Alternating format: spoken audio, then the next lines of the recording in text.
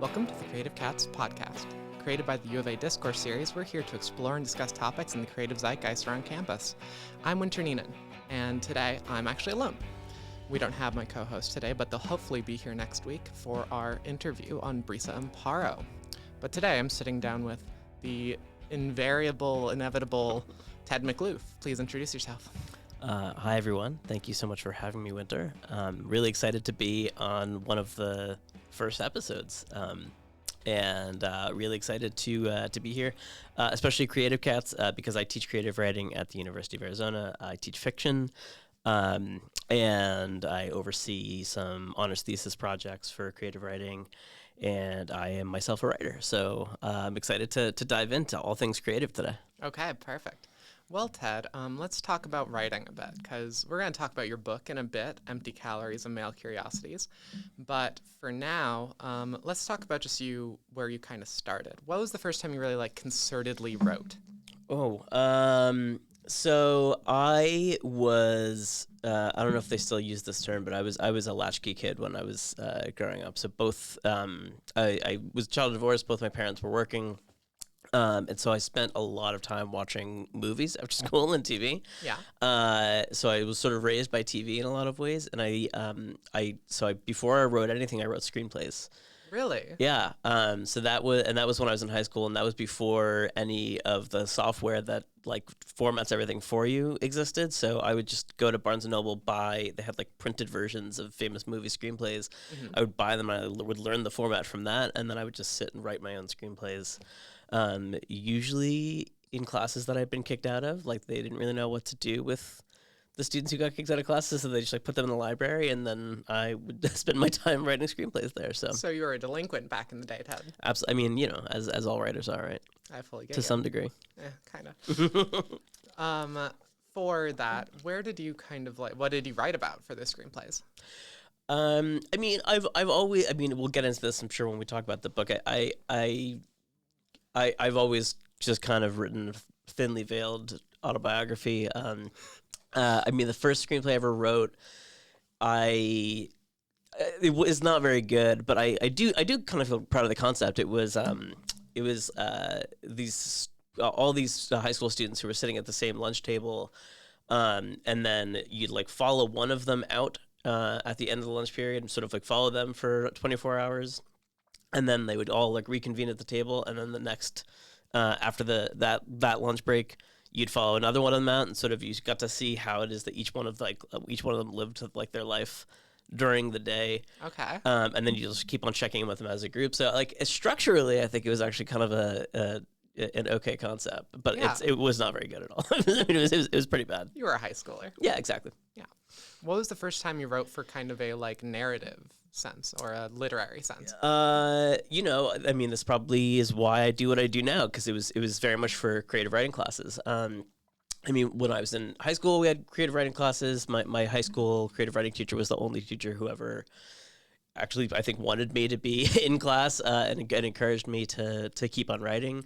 But when I was in college, I was a lit and education double major, and I took a creative writing class, and I was like, this, you could just do this for a class. You could just go and write a whole entire story, and felt really cool because having written screenplays, the thing that sucked about them was you could write them, but then you had to make them. Yeah.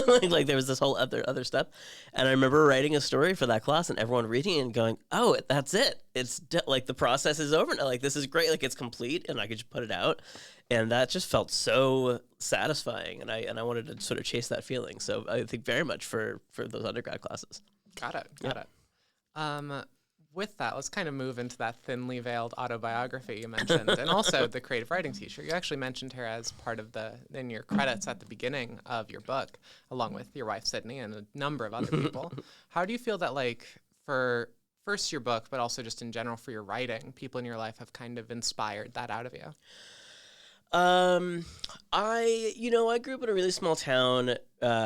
We were bored a lot, and we needed to entertain each other, and so we spent a lot of time. We talk a lot, and I think that having a group of friends who are so hyperverbal and who spend so much time trying to entertain each other just without anything other than each other's voices and stories and words. I think that helped a lot. And certainly, I mean, my mom was a theater director, and so the fact that she did that, and I would have to, the way that she would babysit me is I would go and sit at all the rehearsals, and I would watch all everybody try to. But when you rehearse plays, you don't rehearse them in order, right? So you have to watch the different scenes. So I remember trying to sort of like figure out, piece together what the story was of the whole entire play that was going on, based on sort of like the different like drips and drabs that I was hearing people rehearse. So certainly, I think but my friends, my mother, I was brought up in a very sort of like theatrical narrative kind of background. So got it. Yeah. And that small town, it's the same small town from your book, right? It is Midland Park, New Jersey. Okay. It is really, really small. Perfect. I graduated with like 36 people. And so this is autofiction. Fully. It is, yeah. I mean, this is where I'd love to sort of just get into like a dialogue, because it is, if autofiction has a definitive definition, then sure, I think it would be pretty okay to call it that. What do you feel it is? How would you define your book? Yeah, I mean, I like autofiction because it feels like a good umbrella term, because I mean, there's a lot of other I think words that people have tried. There's well, okay, so let me ask you this. So when you write your own stuff, yeah, how much of yourself do you feel like you put into the I feel stories? like I put in like so much of myself, even just unintentionally. Sure. Yeah. And when you say you put yourself in, is it like you're putting in your own emotions, or do you feel like you're putting in actual experiences and actual people, or like how, like where does the line get drawn between where, like how would you say that in what ways are you fictionalizing the stories? I would like define it as kind of like as taking my life and taking pieces of it and kind of putting it up into like a salt grinder. Okay. Taking little pieces and then scooping some of them into a basket and then mixing those up, and then that's what's on the page. And then do you but that almost has sort of like a feeling of randomness to it, right? Yeah. Do you feel as though there's ever maybe in the revision process or something like that, where a part where you very deliberately pick, like, this is the part that I'm gonna need to probably fictionalize, or this is the part that maybe I need to throw like as much of my own actual experience in as possible? Or do you feel like it really is just sort of like, let the chips fall where they may, and see what happens? No, I feel like I'm being interviewed, but yeah, I'd say that like there's certain parts where I definitely want to emphasize what I feel is best of the experiences I have, versus I just need to punch up to really like get an impact. Sure.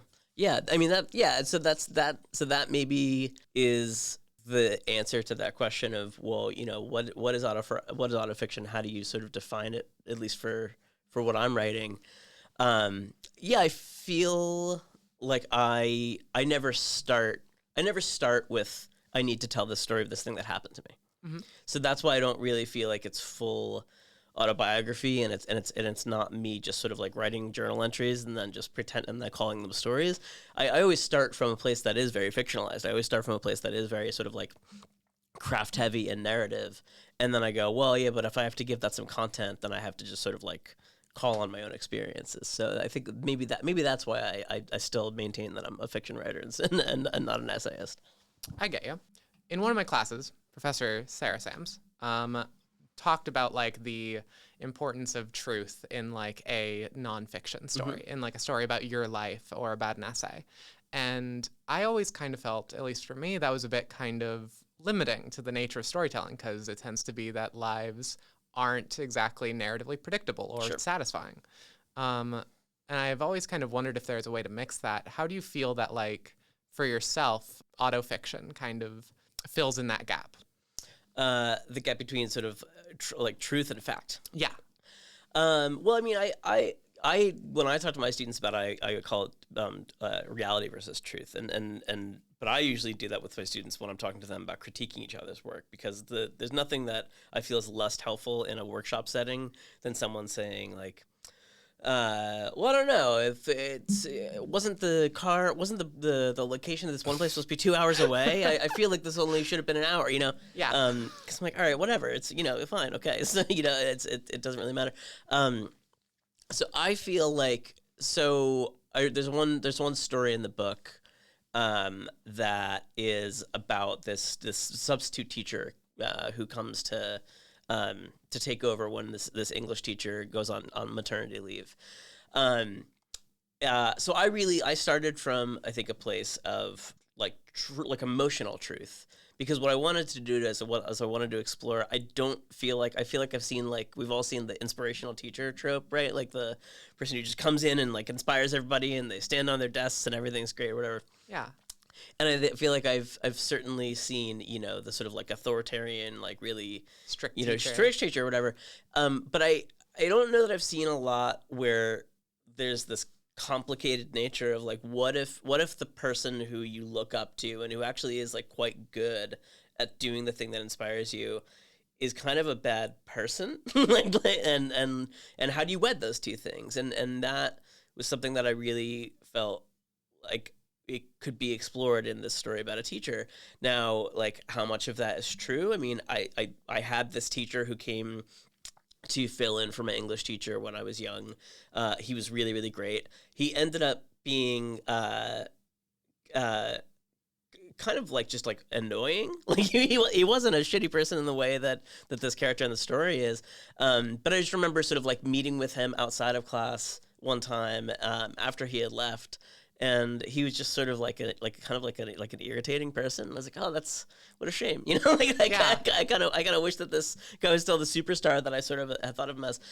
So there's that part of it, right? And I mean, we had read Death of a Salesman at the time, and I remember, this one kid in class who never ever cared about anything, all of a sudden like just like was obsessed with that play. And like, so just like little moments like that, I think like I fill the gap in by going, well, like, what is the thing that I'm trying to get across? Like, what is the thing that I'm either trying to get an audience to sort of nod and go, yeah, I get that feel, I know that feeling, I've had that, and I feel sort of like I feel seen by the story. Or somebody who goes, I wouldn't normally have given a character like the time of day, but now I sort of feel as though I can empathize.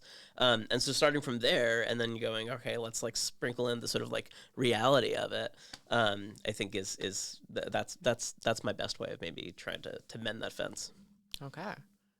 What were kind of the highs and lows of writing something this long? Because I know it's split up into essentially like smaller short fiction that you published before, I believe, and then put together into this book. What did you feel was kind of like the high and low points of putting all those together?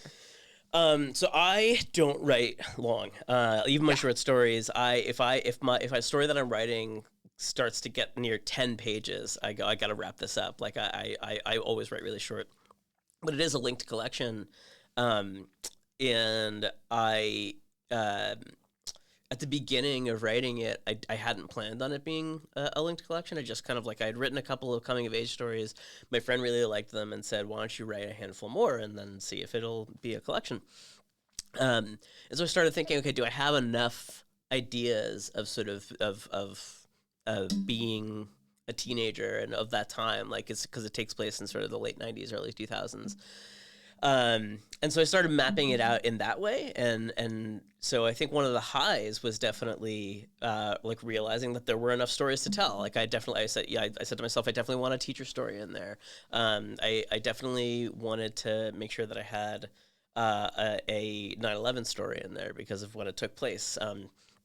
I definitely wanted to make sure that I had this story of this sporting goods store that I worked at when I was a kid. Like I had these ideas, but I'm like, okay, I know that there are ideas in each one of those, and so that was really fun. That was like a really, really big high. I think like a low was like whenever I would get to one of the individual stories and go, man, I really liked the other ones that I wrote, and this is gonna be the shitty one. Like I know this is gonna be the clunker, and really having a hard time kind of working my way through them. That's like the backbreaking work of writing that I feel like we kind of never hear about. Does that ever happen to you when you're writing your own stuff? Like, do you feel? Oh, 100%. Are there moments that it's not just like I hate my writing, but I hate the concept of writing? like you just want to throw it down. I mostly so far in like college at the end of the day, because that's where I really started doing concerted writing. I did writing in high school, but like not to a major degree. Sure. But now in college, when I'm writing, there's just sections of the story where I have these big pieces that I know and I like set out and I like even have dialogue for them beforehand and imagery of what's happening. And then there's this gap in between that I have to fill with something, and I have to hope I can keep it quick enough that's not boring, but but like how to put it, tangible enough for it to not feel like completely useless because I need it there. So, you know, I think that's exactly the right way to put it. Right? It's of trying to evade uselessness and boredom. Like it's the fun part of construction is never like creating scaffolding. You know? And you know, and you've heard me say this because you're in my class. I say to my students all the time, the worst part about really good craft is what a thankless task it is, because no one notices when you're doing it well. We only notice it when it's done wrong, right? Like, you know, it feels effortless when you're reading it. When something's really, really great and it's really moving, it feels so effortless. So you don't realize the enormous effort that it took to actually try and make sure that it had that sense of effortlessness, you know? Speaking of you teaching, by the way, because I have been in your class, just to let you know, audience, I am completely biased in this interview. How did you kind of move into teaching? How do you feel that's different from just being a writer on your own, off doing whatever? Is it a paycheck, or did you do it because you have passion? Paycheck. I just thought check. Oh, that's hilarious. No, I mean, so again, I was an education major when I was an undergrad. I hadn't necessarily known that I was going to teach creative writing at the college level, largely because I didn't really know that was a job available for a very long time. Until one of my professors in undergrad said you should go to an MFA program. I didn't know what that was. And then when he described it to me, the way that he described it, I was like, why isn't everyone doing this? Like, why is this not just every single person in the world's like career path? Because he described it as writing camp. He was like, you just go, it's really, really small, it's really intimate. There's, like 10 people max in these programs. You just sort of like move throughout the day from like a class to a reading to a dinner to a bar to a class, or like it's just that for 2 years, and all you do is just sit there and talk about writing. And I was like, that's amazing. Like, so I feel like the question isn't why did I do this? It's like, why don't more people? Like it's the best job. It's amazing. It's so, I mean, and the students we have, the students that you get in creative writing courses, it's not, apologies to any, business students who are listening, but like, you don't by definition get people who are passionate about business, let's say, in those classes, because they're going in because they want to be CEOs, and they don't really care a CEO of what. It's a piece of paper. It's a piece of paper, and it's a piece of paper to get more pieces of paper that you can put into your bank account, right? Yeah. But if you're major in creative writing, like, you're there because you love it. You're like every single student is there because they love what they do. So it's great, Yeah. With that, it can't all be easy though. I mean, after all, like, admin seems to spar with every single art program on campus, no matter what. So yeah, I mean, I'm talking about the in classroom parts. Okay, what about the out of classroom parts? I mean, the out of classroom parts. Yeah, I don't. It's tough because there's a sort of mix. I mean, the harder parts are like a mix of like actual active nefariousness of trying to sort of like defund these programs versus like simple incompetence because there are people who aren't involved in the creative arts in admin, don't actually know what goes into them. So I'll give you an example. A couple of years ago, when we were going through, and still are to a large degree, our big financial crisis at the U of A, there's this proposal that, here's what we'll do. Like, we'll just increase class sizes because students bring money in, teachers cost money. So if we can just, make it so that we balance that ratio, we'll increase class sizes. And what they did was they went, okay, so in order to make it even so that nobody gets upset, we'll just increase class sizes in English. So lit, rhetoric, creative writing, I think it's still called SLAT, the second language teaching. We'll just increase them all by blah, blah, blah, like this exact percent. And what that did was it made creative writing workshops like 35 people. Yeah. And we had to go, yeah, these are different classes. Like that's not. This isn't a lecture. Yeah, like that doesn't make any sense. You like literally can't teach a workshop when it has that many people. And they're like, well, but we're increasing all the classes by that size. I'm like, yeah, but those are different classes, right? So that's what I mean when it's like that. That's not like active nefariousness. That's just sort of we don't even get what this discipline is. So that part of it sucks. Yeah. But the part in the classroom, the part with the actual students is the best. Got it. Yeah. With that and like kind of class sizes always being an issue more or less, how do you feel that like that push to increase class sizes has affected you as a teacher? Do you feel that like there has been a change in the culture around campus because of it?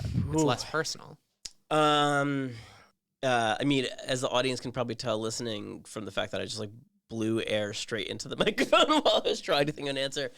I mean, look, I think any decent teaching can only happen when you can get to know each of your students individually, because then you know what their learning style is and you can figure out what their actual needs are and you can tailor your teaching to them.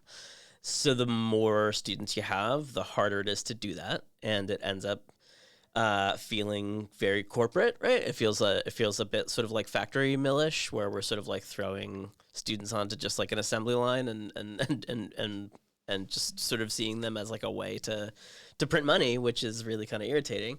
I'm wondering. I mean, I'll throw the question back at you as a student here. Like, how do you guys feel that? Is that? I have felt that since like high school. Sure. I'll be honest, and Okay. like I'm sure you have some insight on this because you were a middle school teacher for a bit, but. Like, the more class sizes increased in school, the less of a personal relationship I had with each of my teachers, the more I felt like I couldn't ever, like, talk to them if I had a problem. I was bothering them if an issue came up. Sure. And that, like, innately hindered my learning because it meant that when something would happen, I would feel the need to kind of go inwards and not ask for help from the person that's supposed to be teaching me. Did you were there, like, what was the counseling situation at your school? Were there like, on-site counselors? About usual, you know, it's like kind of like there's like 2 counselors total and they have like 150 max students each. And from there, like generally they're just kind of gonna be like, oh, you want to change classes? So no real support system. No. Okay. Yeah. Which I don't even think is the counselor's fault. I think it's just the nature of spending, you know? Yeah, I mean, and you went to school in Arizona, yeah? Yeah, I went to school here. To public school or charter school? Or? Public school. Because like Arizona is interesting. Because I mean, you're right. I did teach middle school, but I taught middle school in New Jersey, and for all the shade that New Jersey gets for many, I think probably appropriate reasons, it has amazing schools. I mean, I think it's number 3 or something like that in the country in education. Most of our taxes go straight into the school system, so and our teachers get paid incredibly well. So they New Jersey's great. So I think I had a very probably different experience than the one that you're describing. And Arizona's weird because Arizona, like, their public schools are famously not great. I think Arizona's number 48, 49. Pretty bad. But their charter schools, I think Basis just got ranked number 1 in the country or something like that. Don't get me started on Basis. We have a history. I remember you mentioning that you had a sort of beef with Basis, but the larger point though, because we also have University High School, it's Arizona's weird because it has this strange mix of really, really great private and prep schools and these but then they also have just dog shit public schools, and it's so I don't do you have insight as to where that gap is coming from? I mean, I think lots of it just comes down to funding. Like, how many teachers can we hire? How big can our campus be? Because every year of our lives, there's going to be more students than the year before. And that's a reality we all have to live with, you know? And I think it's the big thing of at a certain point, if the amount of teachers that we're able to hire from the funding, if the funding isn't going up proportionally with the amount of students we're dealing with, then I think the amount of resources available to each student is just going to keep getting reduced every year. Don't you think but this is what's so, I mean, I don't have kids, so I don't get it, but that's why I don't get why when we get ranked so low in education that people don't start voting for politicians or voting for measures to like put more money into Please, Ted. like I don't Taxes should go to like the military, not to like education. Get with it, college yeah, like professor. why is Raytheon not just throwing all of their billions of dollars into our public education and giving back a little bit? Yeah, I don't know. Now we're getting into Wall Street. I don't know. Yeah, I mean now we're just getting into just like our gripes about education, but I mean, but getting back to just the creative writing classroom, can I ask you a question? Yeah, go ahead. So I think there are a lot of different thoughts that are going on right now. I don't know if these conversations are being had with students, but there are a lot of conversations being had behind the scenes about the sort of like the conventional workshop structure and format, which for anybody who's listening who doesn't know, it's generally what you do is a student or two submits a story or a poem or whatever. Everyone else in the class reads it, and then we all sort of sit and critique, and whoever wrote what the piece is not allowed to talk, and they have to take notes, and they have to sort of wait their turn to kind of respond and ask questions. And there's a lot of questions that are going on behind the scenes about should that atmosphere change at all? Like, is there something toxic sometimes about that atmosphere? Is it the most productive? Is it the most conducive to the best kind of work? I have a sort of like maybe hokey, antiquated faith in that structure being, if you do it right, the best version of it, which is why that's how I still hold on to that.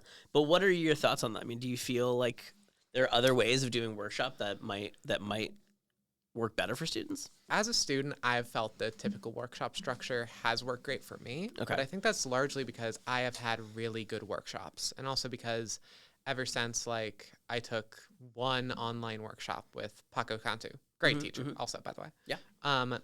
It just didn't feel personal. But then like I did my first in-person intro to fiction workshop, and it was amazing. And I think I got lucky twofold. First, I didn't stay online, because staying online for workshops, I have opinions on online school in general, and I'm sure you do too. I sure do. And I'm sure that we will discuss that at the Future of Creativity. Now we're already plugging our other events, but yeah, it's we'll certainly be talking about that. I completely agree. An online creative writing workshop is almost an oxymoron. Like Exactly. It doesn't make any sense. No, and then the same thing kind of with like, I got very lucky with like having two classes, one by Rose and then one by you, Professor Ted McLoof, that all had not just good teachers, because all the teachers on campus that I've had are great, and especially in the creative writing program, but have good students, have good people that give like good feedback and really like push you to go further with your art. And I think that is going to be the limitation that I see with it, is innately it's a personality. If there's an issue, it's going to be an issue of personality. Sure. Because you can't pre-build in the people you're going to have in class. And if they work as a group, they work as a group. And if they don't, I can't imagine that they do. Yeah, that's true. The one caveat that I think I'll throw in there, and again, I think this is kind of something that you kind of just have to believe if you want to keep on teaching and enjoy it. Yeah. Is I don't know that there's ever any group of students that can land in front of you who are innately going to be difficult no matter what. I mean, you're right that it relies on the chemistry of the students. It relies on how great they are, but like it's also the professor's job to teach the students how to have that chemistry. Yeah. I mean, like whenever we would have ours, I always had like a very, very specific, like, here's the question that we're going to sort of like focus on to launch us into this conversation. You were very good at also interjecting at the right times. I think that's a result of, I had no one here because I went here for my master's, but in undergrad, I sometimes had professors, like people who would run workshops who I think their style was they want to be very muted and they wanted to kind of just like let the students kind of do the talking, which I appreciate and I get in theory. Yeah. But it also makes it feel a little like you have no guidance and no structure, and it's really tough to know what comments are actually like going in the right direction and sort of and helping things. And especially when you're getting workshopped, you kind of don't know what to listen to and you're kind of writing everything down. So I think it is important to recognize that the professor very much has a role, even in the sort of like the seemingly sort of like organic mythical chemistry of the class, Got it. And we're kind of running low on time for this interview, Okay. but I do have one last question. Yeah, let's hear it. Manuel Munoz, I was Yeah. talking with the professor, and we were discussing kind of how things have changed on, at least he said, in the English department. Not like as far as for you guys, but as far as like before COVID, he talked about how there were people like going through the halls. The doors were usually open. People were in their offices. And of course, I don't know if that's rose tinted glasses. I wasn't even in college then. But for you, do you think that was a big reality, and do you think we could ever get it back? Oh man, that's a great question. That's such a Manuel thing to say. We may have on the podcast, by the way. So That'd be on the lookout. That'd be great. I mean, Manuel, just for full disclosure, Manuel's my mentor. I mean, he and I got here at the same time, but I was a grad student and it was his first year teaching. He was my advisor in grad school. He's phenomenal, and that's a very, seeing things in that very human way and being able to put them that succinctly is a very Manuel thing to be able to do. So I would say, I think that there's a lot of factors that we're talking about there. I think COVID certainly disrupted that community, that sense of community. I think the stress of the funding issues that have been happening have made people sort of like turn inward instead of sort of like reach out for community and just sort of like think about their own kind of survival and salvation, which I think kind of sucks too. And we're spending a lot of our time, even in like department meetings, just talking about like where the next dollar and cent is coming from, instead of talking about, really cool events that we might be able to do. On the subject of those events, without that funding, we can't have as many of those like really like bonding events where we have, authors come in where everybody can. The Poetry Center is always really good at doing this, but we don't really do them quite as much anymore. The MFA program got slashed, so there are far fewer people in it. So the result of that is that like we used to have these really great sort of bonding events, and that I think has made it so that the students are kind of like on their own sort of in that program a little bit more. So that part of it sucks, but like I will say, I've heard Manuel say that before, and he said it in the context of when I set up my office, because I just got my office a couple of years ago and it's across the hall from his, and you've been to my office. Like I love your office. I really, cause I get the thing he's talking about. So like I'm trying to make my office like feel like a homey kind of space. Your office is the most comfortable in the department. I try to, because I get what he's talking about, and I want to like be the person who's in there and like has my door open and students can walk by and stop by and say hi. I don't know why I just rhymed. Are we going to get back to that place? Yeah, I think as long as we are dedicated to having that sense of community, and I think that the great thing is that undergrads, I think right now are really trying to build that community. Like they're very much trying to do, we have the Lit Crawl, we have the Creative Writing Club, so you can have Brisa on next time, and Brisa's great at putting that together. We have, our internship. I think as long as the students are really dedicated to that sense of community, which I think coming out of COVID now they all very much are, because they miss that, I think that we're going to get to a good place again for sure. Okay, well, we are officially out of time. Ted McLoof, thank you for coming on the podcast. Would you like to plug your things? Talk about your book. Yeah, sure. So my book, Empty Calories and Male Curiosity, is coming out on December 16th. It'll be in stores and for sale, but you can pre-order it. I think starting October 21st, I'm pretty sure. So you can go to Cosmorama, is the press that has put out my book. So you can go to their website. You very deliberately can't get it on Amazon because fuck Jeff Bezos. So a lot of small publishers are trying to make sure that they don't make any of their books available on Amazon to try and sort of push back against that. But it'll be available in town at places like Antigone. So wherever it is that you want to go get it, please check it out. And we'll be doing a reading at Espresso Art in February. So I'll make sure that everyone knows about that too. All right. Thank you so much, Ted. Next time we'll be on with Brisa Amparo and hopefully my two other co-hosts. And that's the end of the episode. Yeah!